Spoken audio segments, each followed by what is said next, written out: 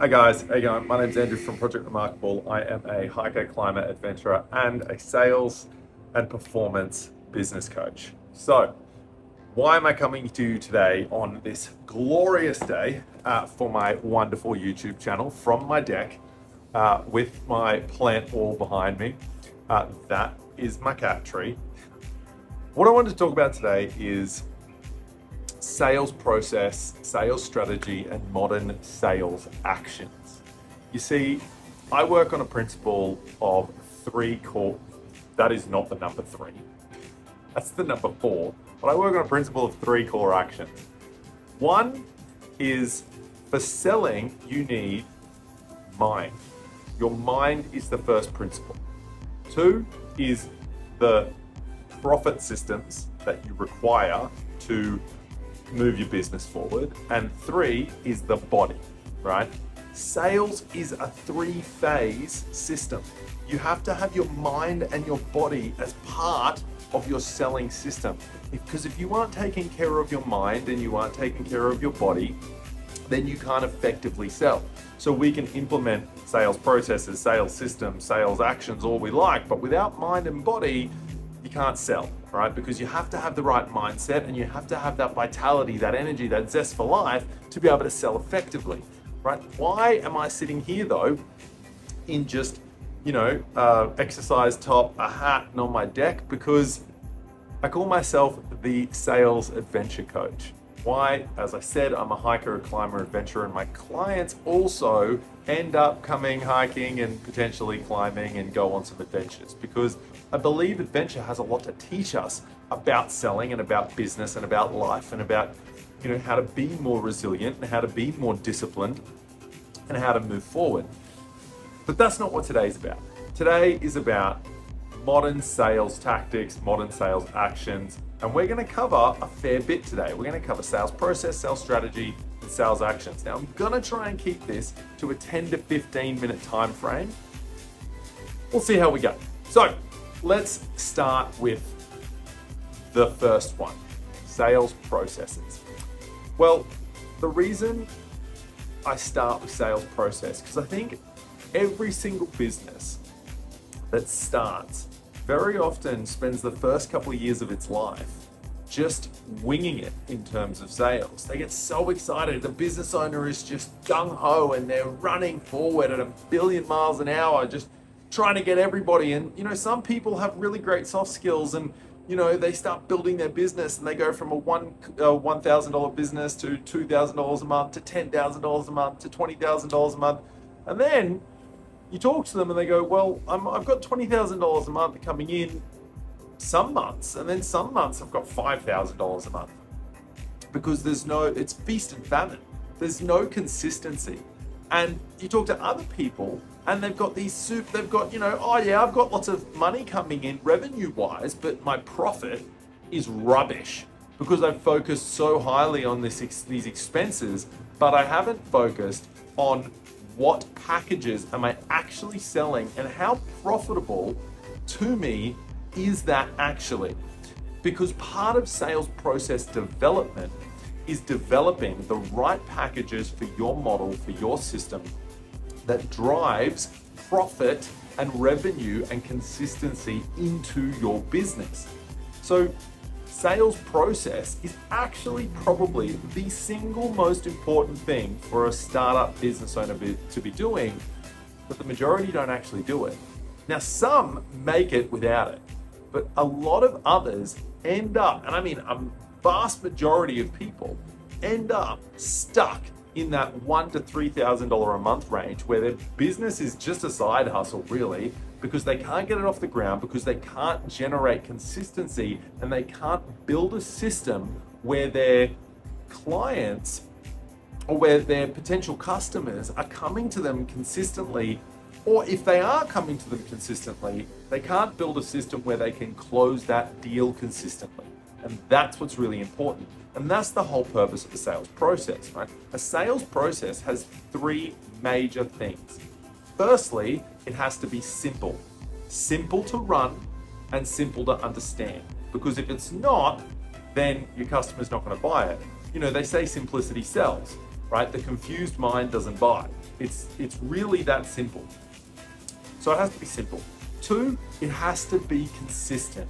You need to run the same sales process for every single person. Now, that doesn't mean you talk the same, you act the same, you do all the same things. It means that the process is the same. Because if the process is different, then all that's going to happen is you won't generate consistency. Now, you can act differently, you can talk differently, you can make different jokes, you can talk to the person. They're a human being, so you have to be able to talk to them. But the reality of your business is that you solve problems as a business owner. There's something that you're doing for your customer that solves a set number of problems. Now, tomorrow, it isn't going to solve just randomly different problems that it did yesterday. You solve a set number of problems. Your job is to find out whether your customer has those problems and then know how you can solve those particular problems for them, right? And how it's manifest, and understand that it might manifest differently, but it's the same problem. And you need to know how to show them what they want, but give them what they need. And that's where a sales process comes in. So firstly, it's going to be simple. Secondly, it's going to be consistent. The same thing. Think of it this way, right? If you've got 100 people in a row and you do something different to every single person, what's the result? You don't know. But if you have 100 people in a row and you do the same thing to every single person, you get a predictable result. And it's just about increasing the yeses and decreasing the nos. Nice and simple. The third thing that every sales process needs to be, so simple, consistent, but the third thing is it has to begin with the end in mind. The sales process has to be developed on the outcome, not developed on the task. You aren't developing the sales process based on the questions you need to ask.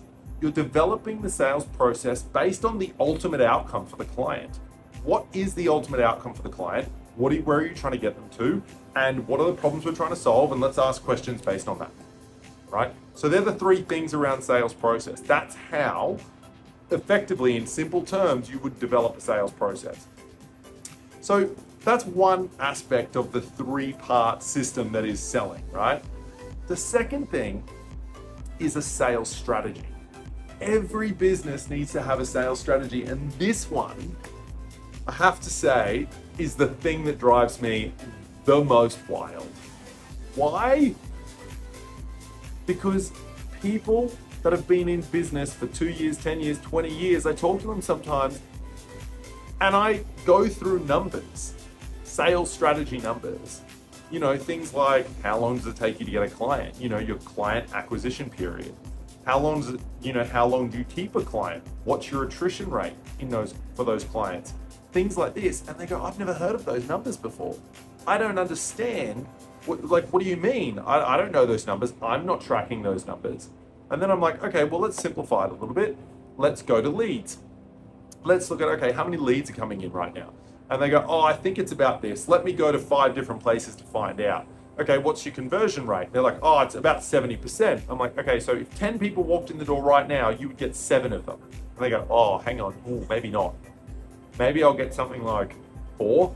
I'm like, okay, so 40%. Okay, where are you tracking these numbers? And they're like, well, I don't know. I just sort of, let me go find a bunch of stuff. And I sit there and I'm like, okay, I'll tell you what, before you go find that stuff, can you tell me how much you're paying for rent? Can you tell me how much you're paying your staff? Can you tell me how much you're doing this? And they're all like, bang, bang, bang, bang, bang, bang, bang, bang. They've got it all. Nuts. It's crazy. They know it hands down because they're effective, efficient, expense-driven business owners. That's not helpful because focusing on your expenses is great, but your business is in business to make sales, to make money, to help people.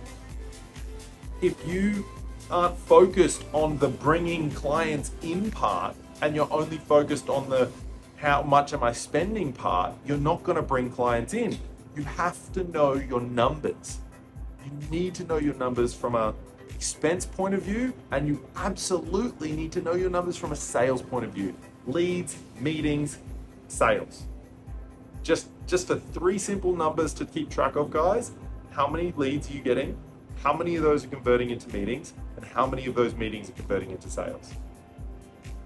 This is just simple sales figures that you can track that will drive your sales up. Now, what is a sales strategy then, Andrew? Like, you've talked about numbers. We've got numbers, right? Well, a sales strategy in a really simple format is you setting a target of what does your business look like when you're hitting your goal. What is your goal? What's that number? What's that, how many clients do you need to have? How many sales do you need to make to hit X dollars? Now, then what you're going to do is you're going to backtrack from there to go, okay, if I need to hit this many dollars, how many sales do I need to make? And if I need to hit that many sales, how many meetings do I need to have? And if I need to hit that many meetings, how many leads do I need to get to hit that many meetings? And you start to develop this line or this plan or this strategy. But see, that's not where it stops, because you've got the numbers now to get you to that goal, but what are the actions that go around those numbers to actually get you there, right? So what do we need to implement? What packages do we need to be running from the sales process to make sure that we get to this goal, that we get to these sales? I hope that makes sense, because then there's a third one. So we've got sales process that we've talked about sales strategy, and now we're going to talk about sales actions, right? Now, you see, sales has changed ever so slightly. Well, actually, that's not true. It has not changed slightly at all. But in the last year, maybe it's changed slightly. But in the last 20 to 30 years, sales has revolutionized. Let's make this really fundamentally clear. The fundamentals of selling have not changed. You see, there was a sales, like the sales process, or the one that most people run, was developed in 1920 or 1880 or something like that. I can't remember the exact year. It was a very, very long time ago. The problem is that that's not the fundamentals of selling. The fundamentals of selling are the soft skills you need and the reasons you're doing it and the outcome-driven mindset. These are all fundamentals. The build rapport, ask questions. These things aren't the fundamentals of sales. Asking questions is a communication skill. Building rapport is a communication skill, right? But if you have to put it in a step-by-step plan, then that goes back to the sales process, which that's not what we're dealing with. But that's what most people are running, and that's what most people think selling skills are, is the sales process element of it. But selling skills is about understanding what your client needs from you. It's about understanding how your client needs you to interact with them. So do you need to interact from a place of high energy, high confidence, with lots of zest for life? Or do you need to be able to pull it back a little bit and come at it from a place of calm? Because that client needs you to be calm. Have you been able to read that person?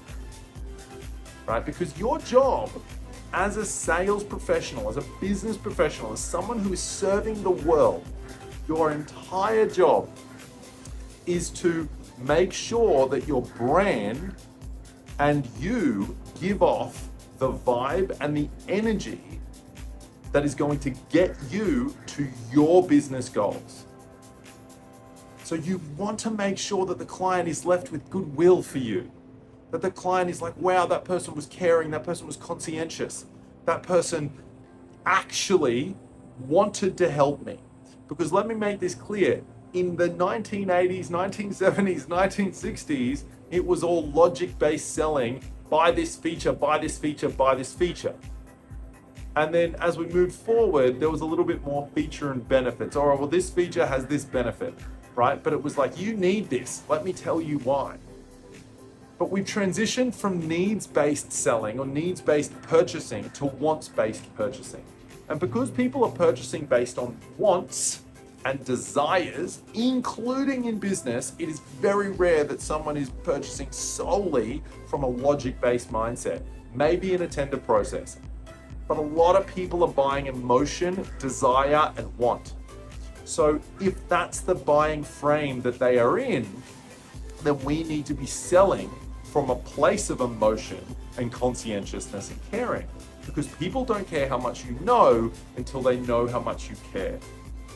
It's a really, really important line to understand and remember at all times. You need to be walking in and caring about your client. So here's a couple of things just to get really, really, really good at. One, reading people. Learn how to read people effectively. Read their body language, read their tone of voice, read their just personality in general.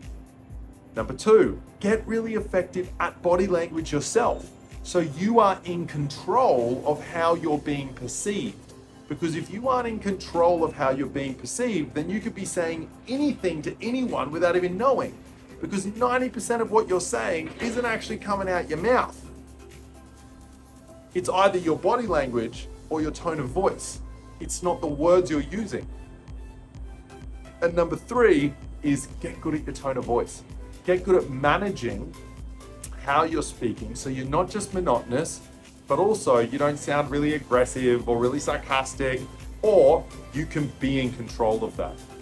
And as a bonus tip for selling skills, get really good at believing in you, because it is your confidence, it is your conviction, it is your expertise that'll make the difference to you being able to close all the deals that you need to close for you to hit your business goals.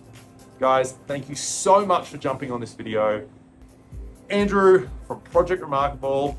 Stay remarkable, sell remarkably, and I will see you soon. Peace.